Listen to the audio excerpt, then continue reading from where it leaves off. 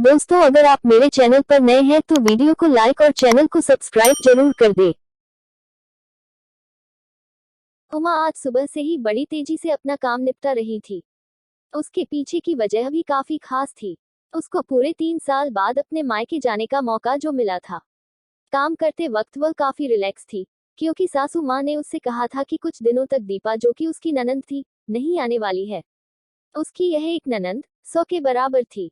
उमा शादी करके जब घर आई थी तब दीपा को अपनी बहन की तरह प्यार करती थी, क्योंकि उसे खुद की कोई बहन नहीं थी। लेकिन कुछ ही हफ्तों में ही उसे ये पता चल गया था, उसकी ननंद किसी जेलर से कम नहीं है। हालांकि दीपा की ब्याह हो चुकी थी, लेकिन उसे अपने ससुराल वालों की किसी भी प्रकार की चिंता नहीं थी। उसे जब जी करता था वह अपने मायके चली आती और मायके वालों पर अपना हुक्म चलाती, खासकर अपनी भाभी पर। वही डिसाइड करती थी वहां पर क्या खाना पकेगा, कोई घूमने जाएगा कि नहीं, या जाएगा तो कहाँ जाएगा। दीपा ही थी जो हर बार उमा को किसी न किसी बहाने से अपने मायके जाने से रोक लेती थी। लेकिन आज का दिन कुछ अलग था, क्योंकि माँ के कहने पर दीपा के पति ने उसके मायके जाने का इंतजाम कर दिया था। ट्रेन की भी टिकट बुक हो चुकी थी। सारा काम खत्म करने के बाद उमा अपने पति के साथ अपना सामान लेकर घर के बाहर निकले ही थे कि सामने से दीपा आती हुई दिखाई दी।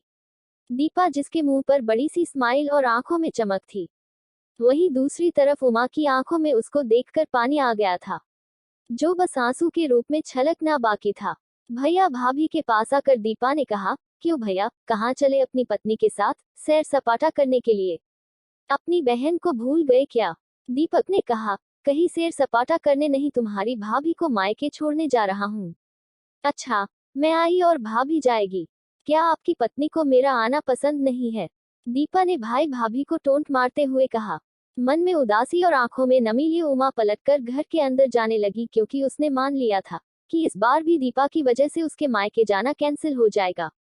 लेकिन तभी सामने से उसकी सांस आई और बोली, तुम दोनों अभी तक रेलवे स्टेशन नहीं गए क्या? गाड़ी के पीछे दौड़ते हुए जाओगे? दीपा बीच में टपकते हुए बोली, यह क्या कह रही हो माँ? मैं आई हूँ और आप भाभी को मायके भेज रही हो? क्या अब आपको मैं इतनी खटकने लगी हूँ? माँ ने दीपा को डांटते हुए कहा, तेरा क्या है बेटा, तेरे लिए ये मायका थोड़ी ही है। ये तो तेरे लिए एक प्रवास स्थल है, जहाँ तू जब जी चाहे, जब अपने ससुराल में बोरियत महसूस करे आ जाती है। लेकिन वह बेचारी तो ऐसा नहीं करती, बल्कि वह तो जब जाना चाहिए तब भी अपने मायके नहीं जाती। इसलिए उसका अभी मायके जाना बहुत जरूरी है। मैं तेरे या मेरे या किसी और की वजह से उसका इस बार मायके जाना बिल्कुल रद्द नहीं होने दूंगी। पहले ये बता, तू तो कुछ दिनों के लिए नहीं आने वाली थी ना, फिर कैसे आ गई? दीपा ने कहा, मैंने तो ऐसे ही कह दिया था। मैं देखना चाहती थी कि मेरे ना आने से भैया खुश होता है, कि मुझे बुलाता है। हाँ हाँ, क्यों नहीं, कोई बुलाए या ना बुलाए, पर्यटन स्थल पर तो हर कोई जा सकता है। अब की बार मेरी बहू को उसके पर्यटन स्थल पर, यानी कि उसके मायके जाने दे। बेचारी ने सिर्फ अपने भाई की शादी देखी है और अब तो उसके भाई को बच्चा भी हो गया है। उसका मुंह तक नहीं देखा उसने।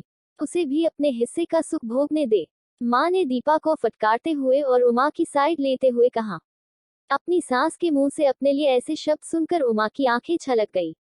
उसने अपनी सास को गले से लगा लिया। सास ने कहा, बहुत हो गया प्यार, जल्दी जाओ वरना ट्रेन छूट जाएगी। अपनी माँ का बदला हुआ रूप देखकर दीपा बहुत हैरान थी। उसे यकीन नहीं हो रहा था कि यह वही माँ है जो उसका हर कहा मानती थी और हमेशा उसका पक्ष लेती थी, चाहे बहू सही हो या गलत। वही माँ अपने मन में अपनी उस दोस्त को धन्यवाद दे रही थी जो कुछ दिनों पहले उसके घर आई थी और कुछ दिन रही थी और जाते जाते उसकी आंखें खोल गई थी। सहेली ने उन्हें बताया था कि वह अपनी बेटी का मोह छोड़ दे, वरना अपने बहू और बेटे के मन में अपनी इज्जत खो देगी। बिना सोचे समझे, बिना अच्छे बुरे का विचार किए हर फैसला सिर्फ अपनी बेटी के हिसाब से लेना सही नहीं है।